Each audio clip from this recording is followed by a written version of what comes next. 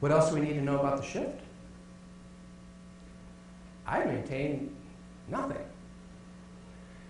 Those that get real preoccupied with dates and predictions and what's going to happen and the shifting of the poles, all those things are possibility. There are limitless possibilities here. Is it a possibility that the Earth's or north-south electromagnetic poles may shift as a function of this? Yes.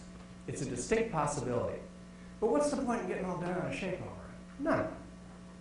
It could happen in 50 years. We don't know. It could happen tomorrow.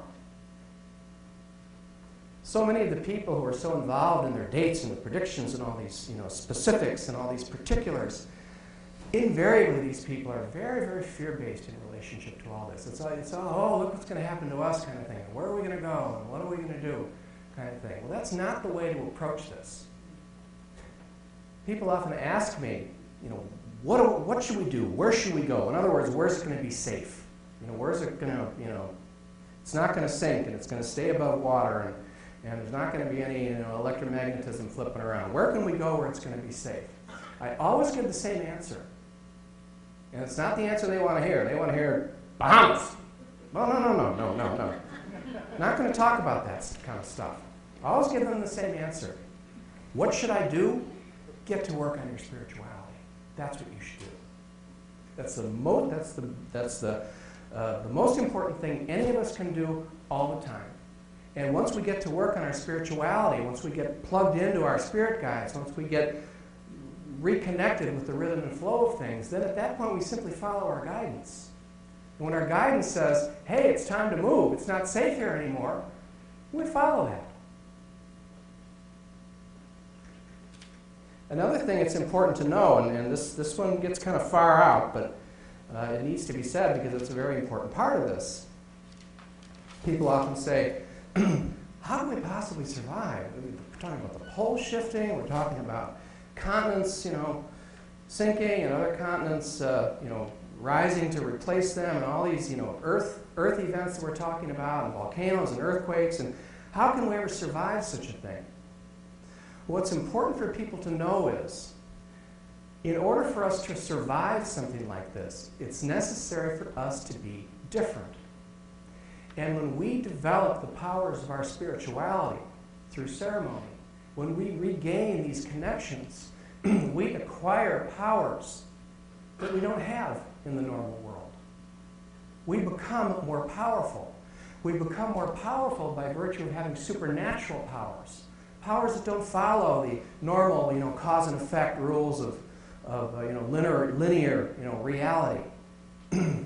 We will survive this as a function of plugging into the power of our supernatural selves, of our supernatural beings.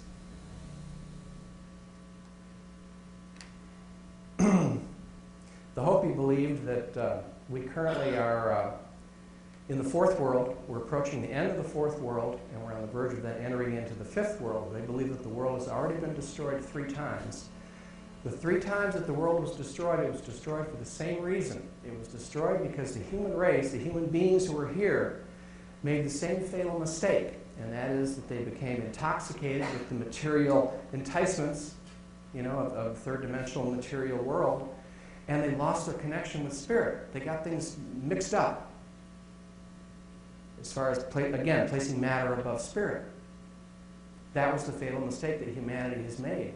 The Hopi also very clearly say there was a very, very small minority of the Hopi, and this again applies for all the indigenous cultures, a very small minority of the Hopi that didn't lose their connection.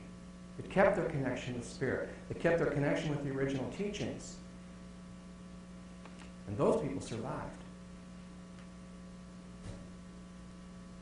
Those people were the ones who survived to build the fourth world.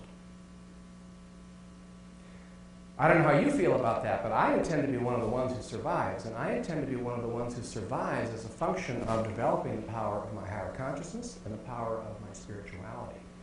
And this opportunity is available for each and every one of us. The choice is ours, basically. It's up to us.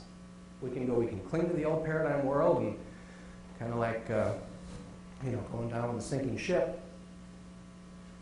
Or we can emphasize the power of our higher consciousness and spirituality We can go that route, and we can be saved by our own greater, higher powers